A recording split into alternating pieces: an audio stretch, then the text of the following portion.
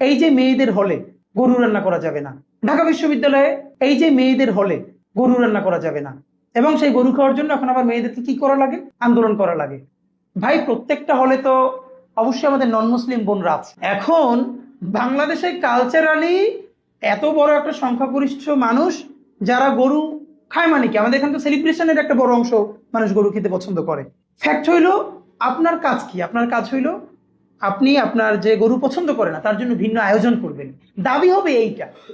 কিন্তু সেই দাবি না করে যখন যে গরু রান্না করা যাবে না, তাইলে এখন ধরেন আমি যখন ইউরোপে যাব, আজকে আপনারা আমাদেরকে যারা মানবাধিকারের কথা শিখায়, তো ইউরোপে তো একই রান্না করে, যেখানে মুসলমানের জন্য বিফ রান্না করে সেখানে তো পর্ক রান্না করে। আমি যদি সেখানে বলি যে এখানে পর্ক রান্না করা যাবে না, তখন তো আবার আপনি কি বলবেন? যারা মানুষের অধিকার বিশ্বাস করে না, তখন আপনি আবার কি শিখাবেন? তখন বলবেন না যে পর্ক রান্না করে তার মতো করে, কিন্তু আপনার মতো বিফটা ঠিক মতো রান্না করে কিনা, দ্যাট ইজ ইম্পর্টেন্ট। তাহলে একই কথা কেন ঢাকা বিশ্ববিদ্যালয়ের রোকেয়া হলে খাটে না?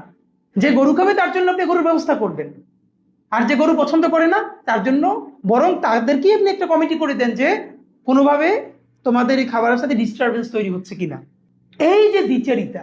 এখন আপনি বলবেন ভাই গরু তো খুবই ছোট একটা ইস্যু, এই ইফতার মাহফিল খুবই ছোট একটা ইস্যু, এই বটতলা একটু কোরআন তিলাওয়াত এটা তো খুবই ছোট একটা ইস্যু।